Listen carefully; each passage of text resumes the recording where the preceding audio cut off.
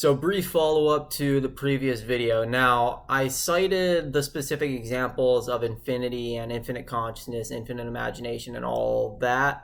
But really, we can be doing this with anything and everything. Like I said, even everything that I talk about. So all sorts of other non-dualistic topics, like, well, non-duality itself, right? Like, the thing about non-duality is that it should be so non-dualistic that it doesn't even need to remain attached to non-duality itself, right? Like non-duality is able to transcend even non-duality itself.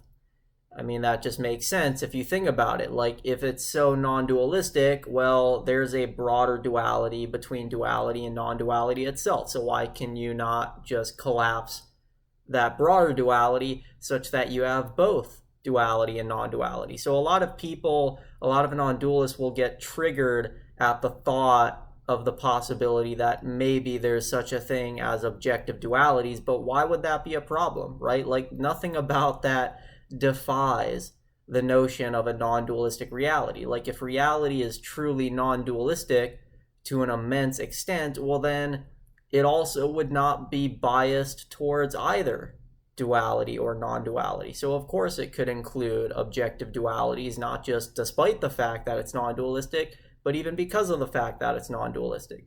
Now, does that mean that it does include objective dualities? Well, no, it could be either way, is what I'm saying. You could have them exist, you could have them not exist, you could have them both exist and not exist, or neither exist or not exist, etc. So I'm not committing you to a specific metaphysical position here. I'm not committing you to a specific status of, well, dualities exist, or they don't exist, or they neither do nor don't. My point is just that with non-duality, we can be so broad and so open that the questions simply shouldn't matter. So why get triggered over the possibility of dualities having some sort of objective existence? It should not matter. The question should not matter unless, again, you're doing philosophy. If you're doing philosophy, then yeah, of course it's okay to commit to a specific metaphysical position and be attached to its logic. But if you're being more mystical, more non-dualistic, more trivialistic, then these sorts of questions should not matter.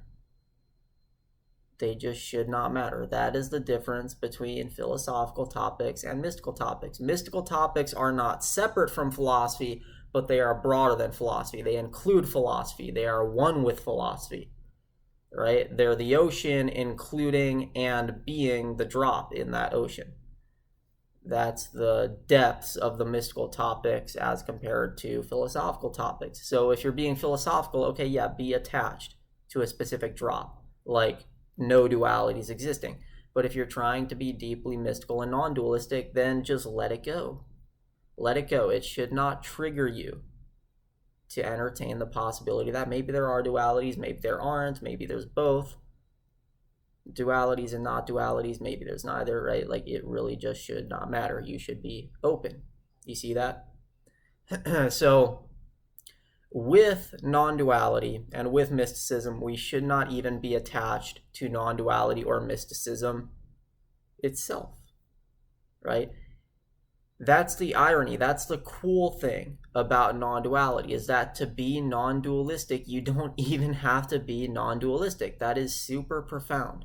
That is what is so cool about mystical topics, and that's why I enjoy discussing all the mystical topics, which I delve into here on my channel, is because you can be committed to them and immersed in them without even being tied to them. You are not even anchored to them, right?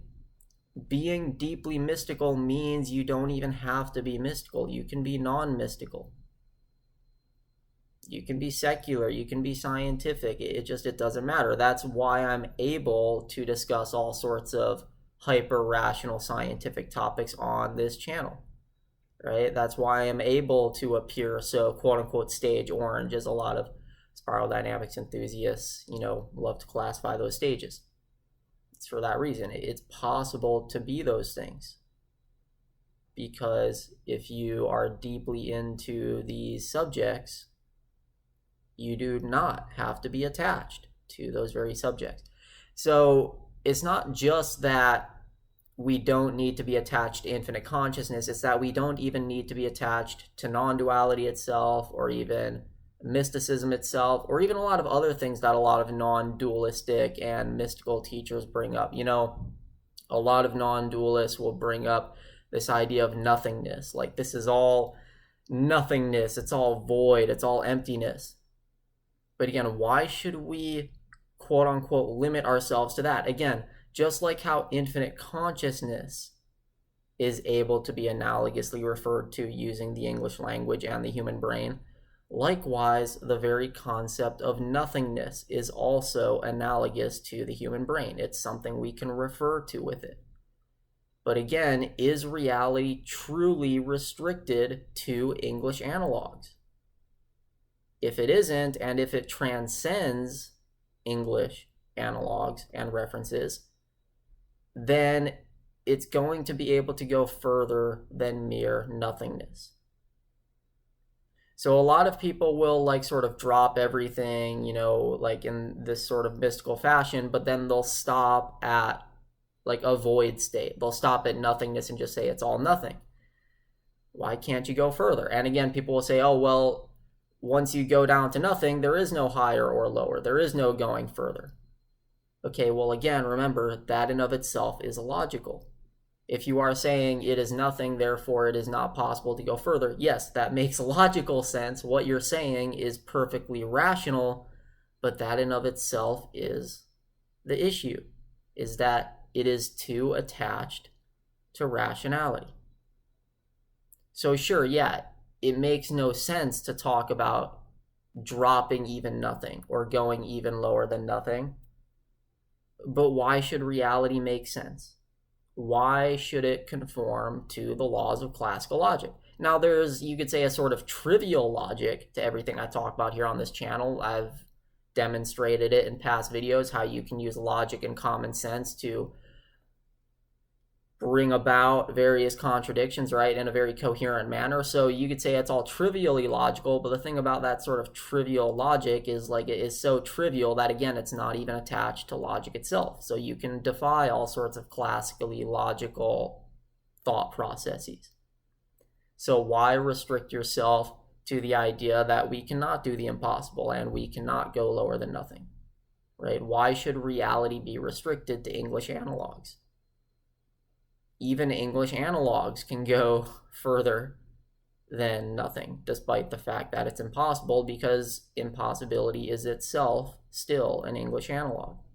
So if reality can go further than all those English analogous references, then it should be very easy for reality to accomplish those sorts of impossibilities, such that you are able to go further than the nothingness. So why stop where all these non-dualistic teachers tell you to stop?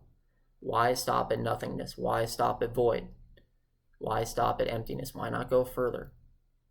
Maybe it's impossible, maybe it's nonsensical, but again, why should reality not be nonsensical?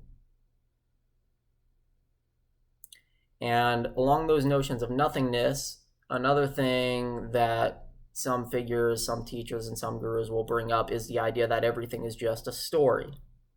Like, it's not inherently real. Again, I'm not committing you to any sort of metaphysical position, so I'm perfectly open to that notion of everything just being a story or a narrative or not being real. I'm even open to everything just being pure consciousness. So I'm not telling you to disbelieve in infinite consciousness or disbelieve in nothingness or disbelieve in the non-dualistic teaching that everything is just a story. My point is just that you can go further than that drop in the ocean, because it is still just a drop in the ocean. Even if it is true, even if it is the objective truth, we can do the impossible and go further than the objective truth, even though, again, that makes no sense. So yes, we could say, all right, everything is a story, everything is a narrative, but why could we not go further than that? Why would it not be possible for reality to go further than that, even if it is objectively true? Even if it is. Why could it not be possible for things to also be concretely and tangibly and independently real, rather than just a story? Or why could it not be possible for both to be true, for things to both be concretely real and also just a story, or neither concretely real nor just a story. So we should not even be getting attached to this notion of what's called uncompromising non-duality. That's basically what uncompromising non-duality is. It's this idea that we just throw it all out, everything's just a story. But again, why should we be so attached to the notion that everything is just a bunch of stories? See, even that in of itself still has an English analog. That notion of everything just being a story, of, uncompromising non-duality, that is still well within the realm of English references. If reality breaks English, it should be able to go way, way, way beyond even that sort of uncompromising level of non-duality, such that we can go further than just saying everything is a bunch of stories, or everything is just nothingness, or everything is just void, or everything is just not real. So again, you see what I'm trying to do here. I am trying to rip all these things out of your hands. I'm trying to get you to detach even from the topics that I talk about, because the topics that I talk about admit of themselves that you can go beyond them, right? Triviality admits that you can be non-trivial. Absolute infinity admits that it can be non-infinite. Anythingness admits that it can be non-anythingness. So all these topics that I talk about here on my channel, they all include their own self-destruct buttons, such that everything I share with you inherently demonstrates to you that you can go further than what I'm sharing with you by using what I'm sharing with you. You can use what I'm sharing with you to go further than what I'm sharing with you. It's already there. It's already packaged in. It's inherent. So we don't need to attach to any of it. We don't even need to be attached to detachment. So I'm telling you to detach from all this stuff, to let go of it, and to transcend it. But we don't even need to be attached to that very transcendence or detachment. We can even detach from detachment, and detach from that detachment, and detach from that, on and on and on and on. This creates a sort of never-ending process, but we can even detach from that never-ending process. So see, again, it gets very illogical, and it breaks off from what the human mind is even able to reference analogously, right? Even what it's able to point at with words. Infinite consciousness, we're still able to point at that with words. Non-duality, we are still able to point at that with words. Nothingness, we are still able to point at that with words. Uncompromising non-duality, or the notion that everything is just a story, we are still able to point at that with words. Even if those teachings themselves are beyond words, we are still able to use words to point at them. So they are still analogous to English. And so why is it not possible for reality to go further and include things which we are not even able to reference or point to with language? That's what I'm trying to open you up to with all that. So that's been the point of these past couple videos, is to open you up to that. Again, liberation. So much liberation that you even liberate from liberation itself. And even that is still an inadequate description of what we are doing. I also said in the last video that I'd explain one of the analogs that I mentioned in there, the pre-birth non-brain analogs versus the non-universal pre-Big Bang analogs. I can explain those briefly here. But basically, when I said that there's analogs which can be referenced by a non-brain, that may have confused some people, like, oh, it sounds like Ethan's saying that a dead person without a brain is able to think about those analogs. No, obviously a dead person with no experience would not be able to think about those analogs, but that's precisely the point. That's what makes those analogs so powerful, is the fact that the dead person is not able to think about infinity. They are not able to think about infinite consciousness. They are not able to think about whatever infinite consciousness would be nothing to, right? So all those concepts are not anything to them at all precisely because they are not able to think about them at all. So you could come up with some concept which analogously matches that. Like, think about an expanse which is so vast that it would render infinity as meaningless as it is to a dead person who's unable to think about it. That's what I meant in terms of the non-brain analogs. I was not intending to mean that a dead person could think about the analogs. All I meant was that think about their existing things which could render infinity as puny and as meaningless as it is to a dead person who is unable to even think about it or entertain it. That's what I meant with those analogs. And so likewise, with the pre-Big Bang example, obviously there's not going to be anybody there to think about those analogs either. But again, that's the point, is that the analogs are so radical that they would not be able to be thought about or to be entertained. But see, the difference is, okay, again, for the purposes of this discussion, we're assuming a physicalist universe. I am not telling you to believe that the universe is physical. We are just using this for the purposes of our discussion. But in a physicalist universe, a dead person would cease to experience anything at all, and yet life would still go on without them. So even though the dead person is there, not thinking about infinity, not entertaining infinity, not having any concept of infinity or infinite consciousness or nothingness, see, they are there having all those concepts being meaningless to them, such that we could think of analogs for vast expanses which have those concepts being as meaningless to them as they are to that dead person without any experience. But yet, even though that specific dead person is lacking an experience, well, in this physicalist universe, there would still be other experiences going on. So there would still be other minds thinking about infinity or infinite consciousness or nothingness. You see that? So that in of itself formulates a sort of analog, in that the dead person is not thinking about infinity. They're not thinking about nothingness or any of those types of things. But those things are still being thought about by other people who are having experiences.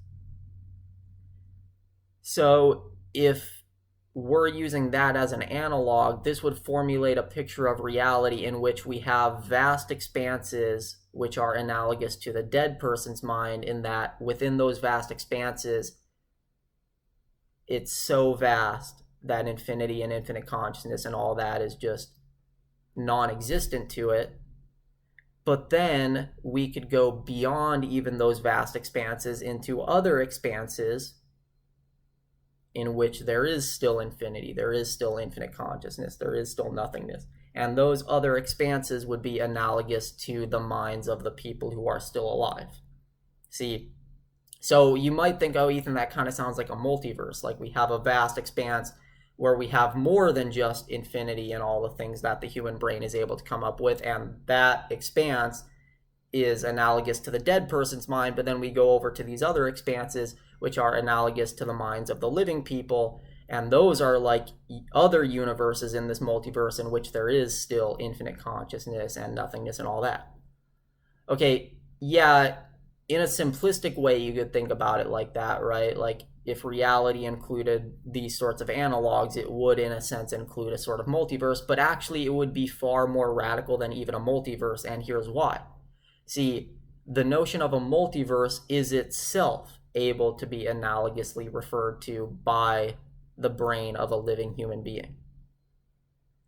So those other expanses which would be analogous to the brains of the people who are still alive, those would include entire multiverses. So hopping from one expanse of one person's mind to another expanse of another person's mind, that would not just be like hopping from one universe in a multiverse to another universe in that multiverse. No, you would be hopping from one entire set of multiverses, which that human mind is able to think about, over to an entirely different set of multiverses, plural, which another human brain is able to think about. So we're not just talking about a multiverse here. We're talking about something much more vast and much more radical, right? Each expanse which each human brain is able to think about, those are able to include entire multiverses just within each individual one, let alone before we start hopping over to the other expanses which the other minds are able to think about.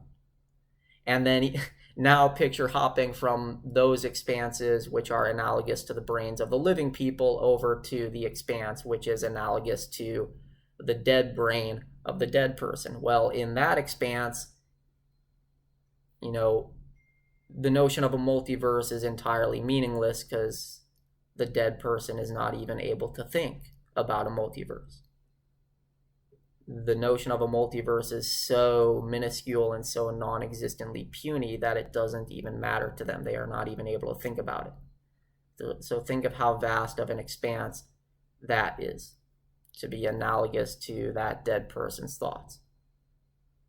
And you should notice here, I'm not saying that the dead person literally includes this expanse within their dead brain, or that the living people literally include these other expanses within their brains. No, I'm saying that what they are able to think about, those thoughts refer to the expanses. They are able to point to them like fingers, like words, right? The word broccoli is not the broccoli. It points to the broccoli.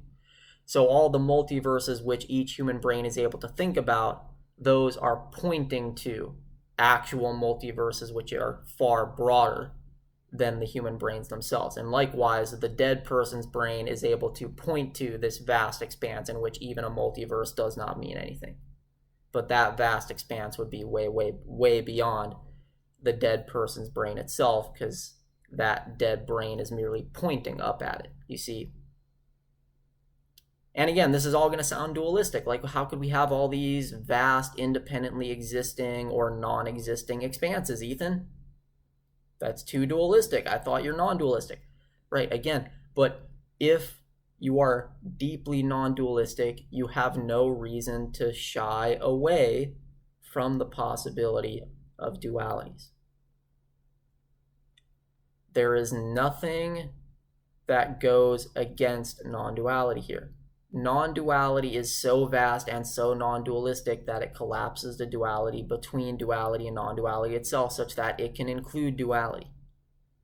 Dualities can exist not just despite reality being non-dualistic, but because it is non-dualistic. So yes, everything I'm saying here, it's extremely dualistic, but that is not a problem. Non-duality does not leave us attached to non-duality itself. We can detach even from non-duality itself and be perfectly comfortable with all these very odd and strange and dualistic ideas.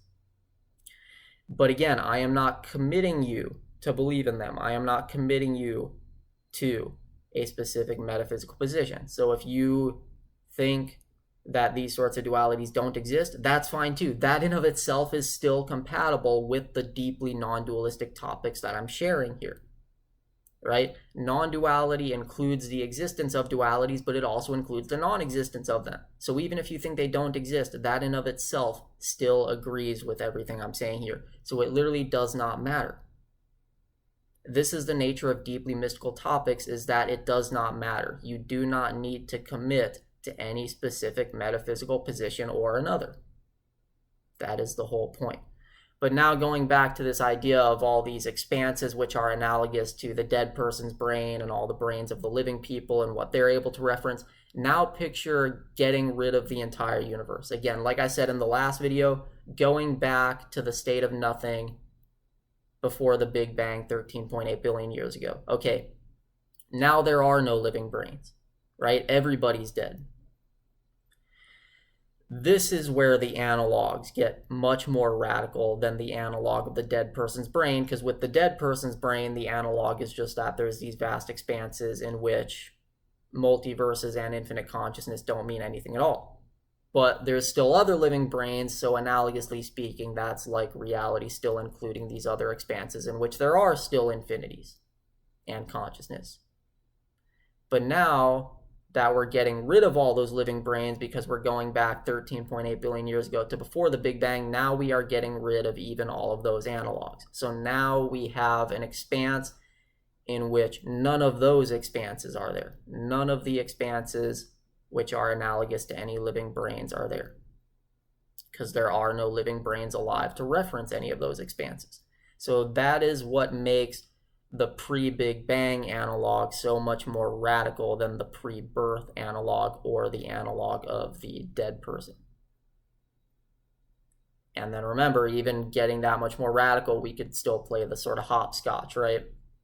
Going from the non-brain to the non-universal nothing before the Big Bang to whatever analogs that non-universal nothing is able to refer to whatever analogs those analogs, actual things, are able to refer to, on and on and on, and we detach from all of it. We detach from all of it, not just infinite consciousness, not just nothingness, not just uncompromising non-duality, but even all of those analogs. See? So notice just how insane it gets. But why should reality be restricted to sensible stuff? You know, don't mistake the constraints of your mind for the constraints of reality. It is possible for reality to be constrained. As I've said before, infinity includes the finite, so it is possible for there to just exist, let's say, one mind, and for existence to just be constrained to one mind. But that does not mean it has to be, right? Again, I am not committing you to any specific metaphysical position. Any metaphysical position is compatible with mystical topics, because mysticism is not the same as philosophy. In philosophy, yes, you are required to use certain systems of logic, and therefore you are required to commit to one metaphysical position or another.